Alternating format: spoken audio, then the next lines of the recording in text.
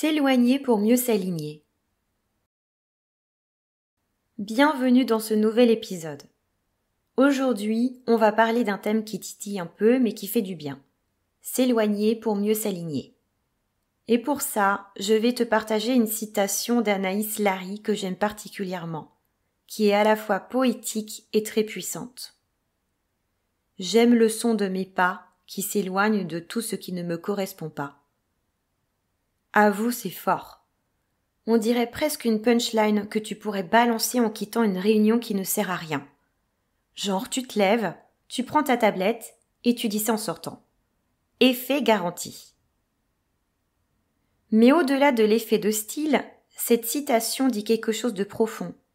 Apprendre à s'éloigner de ce qui ne te correspond pas, c'est apprendre à t'approcher de toi-même. Parce que oui, parfois pour savoir qui tu es vraiment, il faut commencer par dire qui tu n'es pas. Et ça, c'est tout un art. On va en parler ensemble pendant un bon moment, tranquillement, comme si on était en train de marcher côte à côte. Tu vas voir, je vais te donner des clés, des exemples concrets, mais aussi des petites touches d'humour pour que ça reste léger.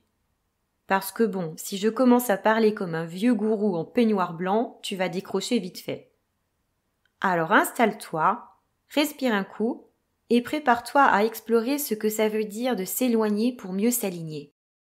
Tu sais, on vit dans une société où on essaye souvent de faire rentrer des ronds dans des carrés. Et je ne sais pas si tu as déjà essayé, mais ça ne fonctionne pas. Ne pas correspondre. C'est ce petit signal intérieur que tu ressens quand tu fais quelque chose qui n'est pas toi. Quand tu dis oui à une sortie alors que tu as juste envie de rester sous ta couette. C'est quand tu rigoles aux blagues d'un collègue, d'un ami de la famille pour faire bien, alors qu'en vrai tu trouves ça lourd. Bref, c'est quand tu trahis un petit morceau de toi-même pour entrer dans un moule qui n'a pas été taillé pour toi. Voici les signaux que ça ne colle pas. Tu te sens fatigué rien qu'à l'idée de devoir y aller. Ton corps parle.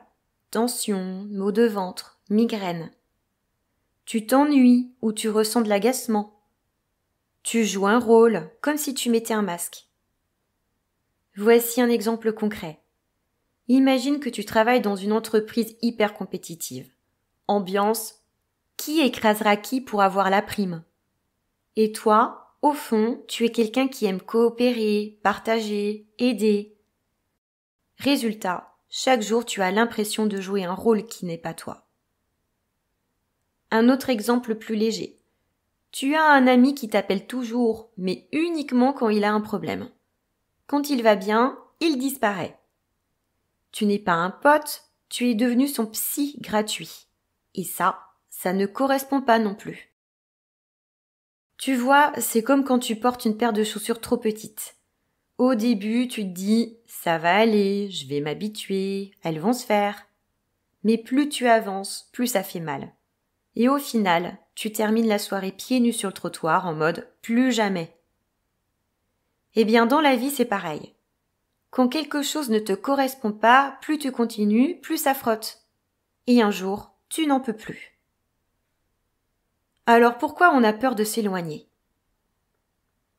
Ok, donc tu sais que ça ne correspond pas, mais pourquoi tu restes quand même? Bonne question. En fait, on est souvent retenu par deux grandes peurs. La peur du jugement. Tu te dis, si je m'éloigne, que vont penser les autres? Est-ce qu'ils vont dire que je suis égoïste, que je fuis mes responsabilités, que j'ai changé? Et puis il y a cette fameuse phrase « tu as changé », comme si c'était une insulte. Alors qu'heureusement qu'on change. Imagine avoir toujours la même coupe de cheveux qu'en 6e. L'horreur. Bon, désolée pour cette vision du passé. La peur du vide. S'éloigner, c'est laisser un espace. Tu quittes un job, tu te retrouves sans. Tu dis au revoir à une relation, tu te retrouves seul. Tu arrêtes une habitude, tu te retrouves face à toi-même. Et ce vide, il fait peur. Parce qu'on aime bien remplir, même si c'est avec du pas terrible. Imagine que tu es dans un couple qui ne fonctionne plus depuis longtemps. Tu le sais, l'autre le sait, mais personne n'ose dire stop. Tout le monde fait partie des meubles. Pourquoi? Parce que l'idée de se retrouver seul un vendredi soir paraît pire que de continuer à supporter les disputes. Pourtant, tu sais que tu n'es plus à ta place. C'est comme ton frigo. Tu sais qu'il faut jeter le yaourt périmé depuis 3 semaines, mais tu le regardes parce que tu as peur de voir l'étagère vide.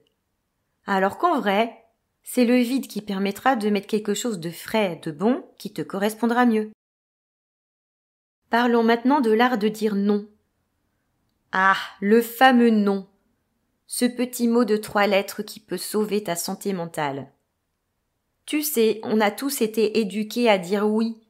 Oui à tes parents, oui à tes profs, oui à ton patron.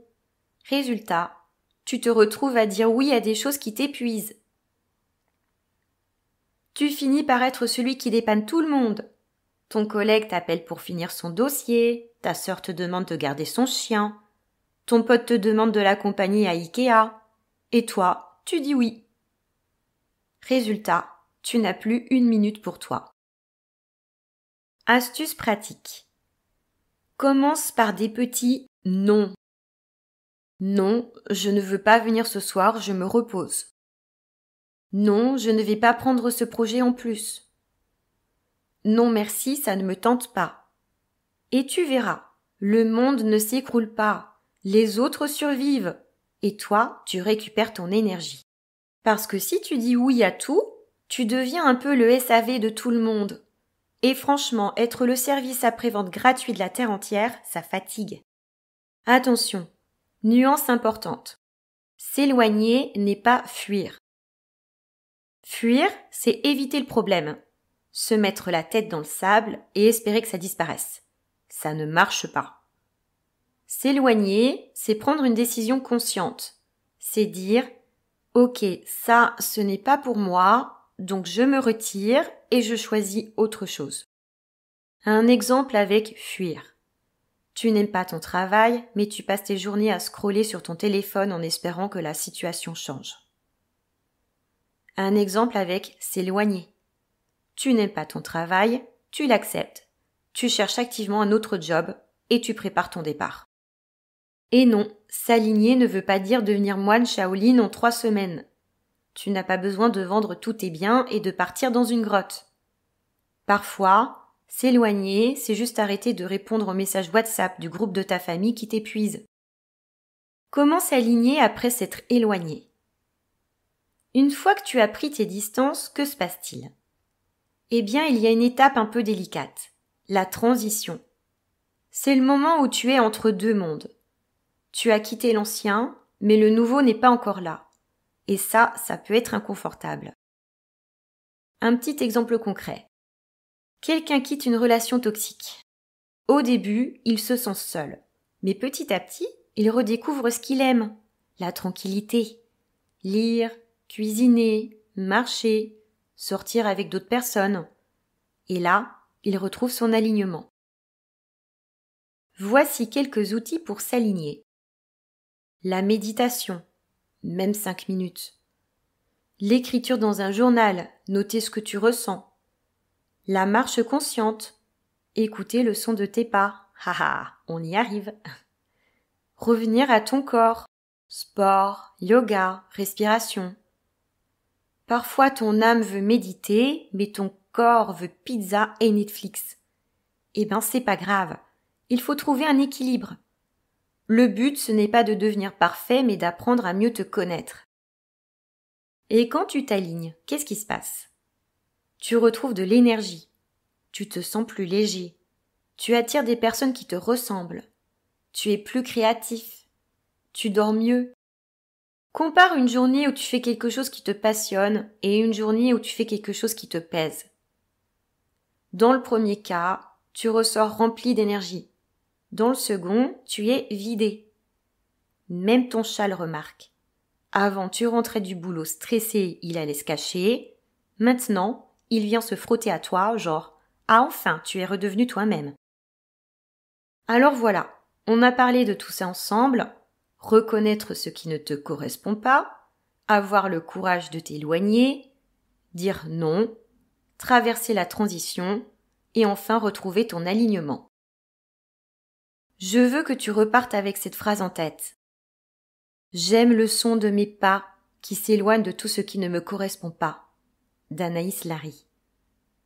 Si tu hésites, souviens-toi, chaque pas que tu fais loin de ce qui ne te correspond pas ou plus, c'est un pas vers toi-même. Et surtout, rappelle-toi, s'éloigner pour mieux s'aligner, ce n'est pas une fuite, c'est un choix. Allez, je vais te laisser méditer là-dessus. Peut-être que ce soir tu pourras poser un petit pas, même tout petit, et écouter ce son, le son de tes pas qui te rapproche de toi. Merci d'avoir partagé ce moment de paix et de connaissance. Si ce podcast t'a parlé, un petit like me ferait super plaisir. N'hésite pas à t'abonner pour ne rien rater des prochains épisodes. À très bientôt pour une nouvelle exploration intérieure. Et surtout, prends soin de toi, parce que tu es la seule personne avec qui tu passeras toute ta vie.